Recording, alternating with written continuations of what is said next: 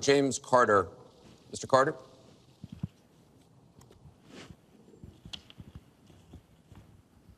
My question is, do you believe you can be a devoted president to all the people in the United States? That question begins for Mr. Trump.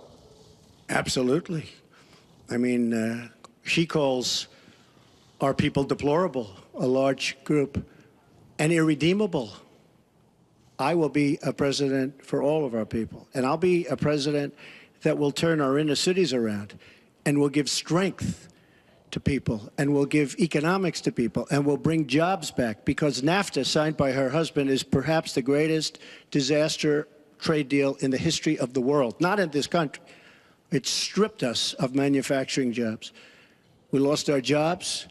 We lost our money. We lost our plants. It is a disaster. And now she wants to sign TPP, even though she says now she's for it. She called it the gold standard. And by the way, at the last debate, she lied, because it turned out that she did say the gold standard, and she said she didn't say it. They actually said that she lied, okay? And she lied, but she's lied about a lot of things. I would be a president for all of the people, African Americans, the inner cities. Devastating what's happening to our inner cities. She's been talking about it for years. As usual, she talks about it, nothing happens. She doesn't get it done. Same with the Latino Americans, the Hispanic Americans, the same exact thing. They talk, they don't get it done. You go into the inner cities and you see it's 45% poverty. African Americans now, 45% poverty in the inner cities. The education is a disaster. Jobs are essentially non-existent. I mean, it's, you know, and I've been saying at big speeches where I have 20 and 30,000 people, what do you have to lose? It can't get any worse. And she's been talking about the inner cities for 25 years. Nothing's going to ever happen. Let me tell you, if she's president of the United States, nothing's going to happen. It's just going to be talk. And all of her friends, the taxes we were talking about, and I would just get it by osmosis. She's not doing any me favors. But by doing all the others favors, she's doing me favors. Mr. Trump, thank you. But I will tell you, she's all talk. It doesn't get done. All you have to do is take a look at her Senate run. Take a look at upstate New York. Your 2 minutes is up. Secretary Clinton, It turned out 2 to be a minutes. disaster. You have 2 minutes, Secretary Clinton. Well, 67% of the people voted to re-elect me when I ran for my second term, and I was very proud and very humbled by that. Mr. Carter, I have tried my entire life to do what I can to support children and families. You know, right out of law school, I went to work for the Children's Defense Fund. And Donald talks a lot about, you know, the 30 years I've been in public service. I'm proud of that. You know, I started off as a young lawyer working against discrimination against African American children in schools and in the criminal justice system. I worked to make sure that kids with disabilities could get a public education, something that I care very much about. I have worked with Latinos. One of my first jobs in politics was down in South Texas, registering Latino citizens to be able to vote. So I have a deep devotion, to use your absolutely correct word, to making sure that every American feels like he or she has a place in our country. And I think when you look at the letters that I get, a lot of people are worried that maybe they wouldn't have a place in Donald Trump's America. They write me, and one woman wrote me about her son, Felix. She adopted him from Ethiopia when he was a toddler. He's 10 years old now. This is the only country he's ever known. And he listens to Donald on TV, and he said to his mother one day, will he send me back to Ethiopia if he gets elected?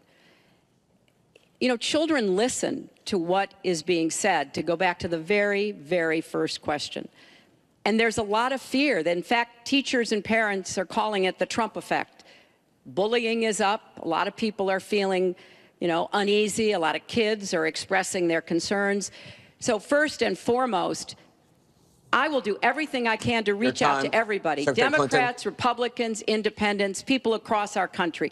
If you don't vote for me, I still want to be your president. Your I 2 want to minutes be is the up. best president I can be for every American. Secretary Clinton, your 2 minutes is up. I want to follow up on something that Donald Trump actually said to you, a comment you made last month. You said that half of Donald Trump's supporters are, quote, deplorables, racist, sexist, homophobic, xenophobic, Islamophobic.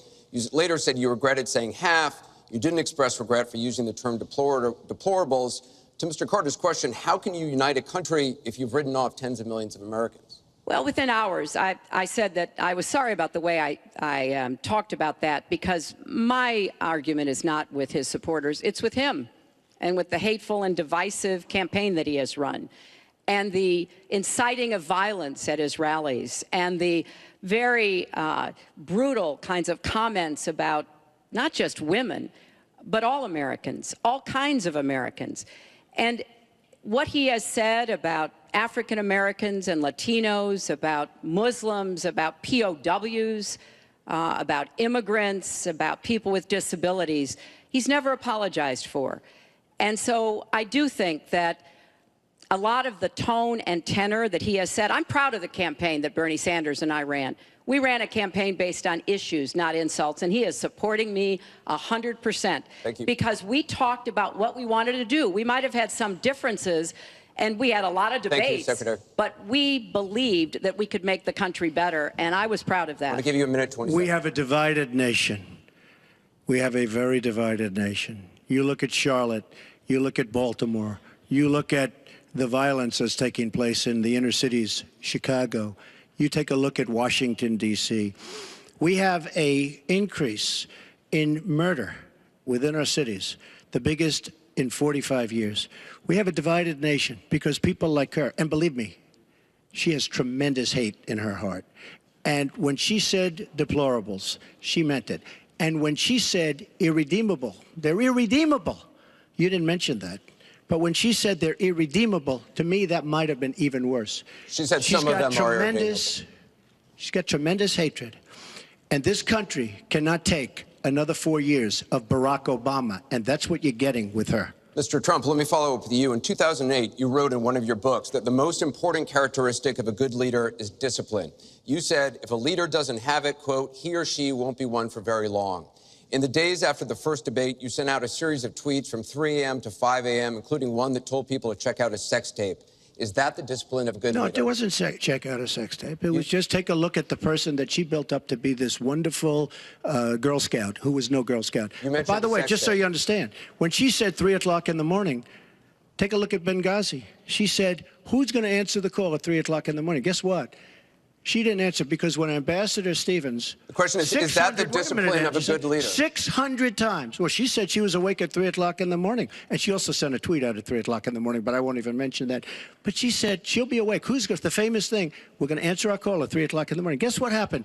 Ambassador Stevens sent 600 requests for help. And the only one she talked to was Sidney Blumenthal, who's her friend. And not a good guy, by the way. So, you know, she shouldn't be talking about that. Now, tweeting happens to be a modern-day form of communication. I mean, you can like it or not like it. I have, between Facebook and Twitter, I have almost 25 million people. It's a very effective way of communication. So you can put it down, but it is a very effective form of communication. I'm not unproud of it, to be honest with you. Secretary Clinton, does Mr. Trump have the discipline to be a good leader? No. I'm shocked to hear that. Well, it's not only my opinion, it's the opinion of many others, national security experts, Republicans, former Republican members of Congress. But it's in part because those of us who have had the great privilege of seeing this job up close and know how difficult it is, and it's not just because I watched my husband take a $300 billion deficit and turn it into a $200 billion surplus, and 23 million new jobs were created, and incomes went up for everybody. Everybody. African-American incomes went up 33%. And it's not just because I worked with George W. Bush after 9/11, and I was very proud that when I told him what the city needed, what we needed to recover, he said, you've got it, and he never wavered. He stuck with me. And I have worked, and I admire President Obama. He inherited the worst financial crisis since the Great Depression. That was a terrible time for our country. We have to move along. 9 million people lost their jobs. 5 million homes were lost. Secretary Clinton, we're moving on. $13 trillion in family wealth was wiped out. We are back on the right track. he would send us back into recession with his tax plans. that Secretary would Clinton, we are benefit the moving to an wealthiest audience of question. Americans. We're almost out of time. We have the another. slowest growth Mr. Trump, we're since moving to an audience 1929. It is our country Mr. Trump, has the Secretary slowest growth, Clinton, we and want to get jobs to are a the disaster. audience.